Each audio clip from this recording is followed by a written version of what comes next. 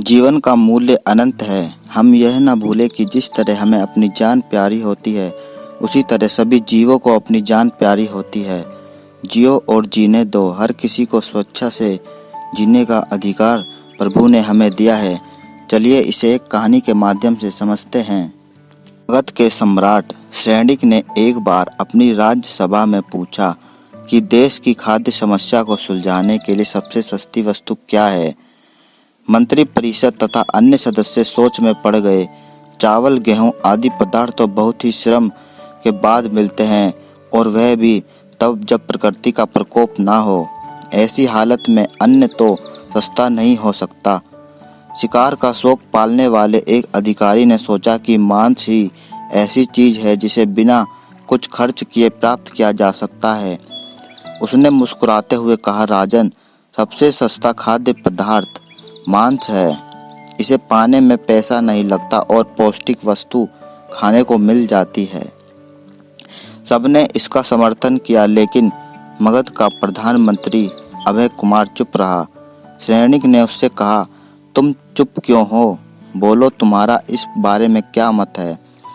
प्रधानमंत्री ने कहा, यह कथन कि मांस सबसे सस्ता है एकदम गलत है। मैं अपने विचार आपके समक्ष कल रखूंगा। रात होने पर प्रधानमंत्री सीधे उस सामंत के महल पहुंचे जिसने कहा था कि मांस सबसे सस्ता है। अभय ने द्वार खटखटाया। सामंत ने द्वार खोला। इतनी रात गए प्रधानमंत्री को देखकर वह घबरा गया। उनका स्वागत करते हुए उसने आने का कारण पूछा।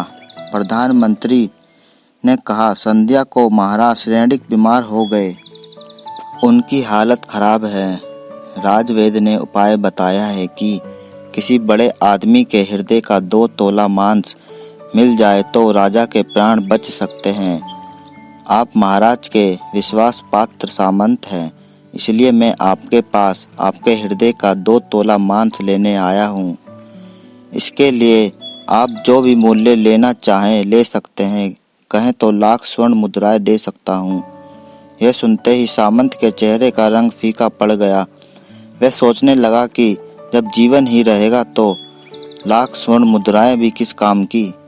उसने प्रधानमंत्री के पैर पकड़कर माफी चाही और अपनी तिजोरी से 1 लाख स्वर्ण मुद्राएं देकर कहा, इस धन से वह किसी और सामंत के हृदय का मांस खरीद ले।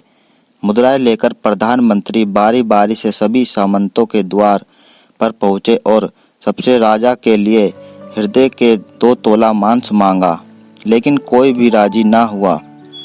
सबने अपने बचाव के लिए प्रधानमंत्री को 1 लाख, 2 लाख और किसी ने 5 लाख स्वर्ण मुद्राएं दे दी।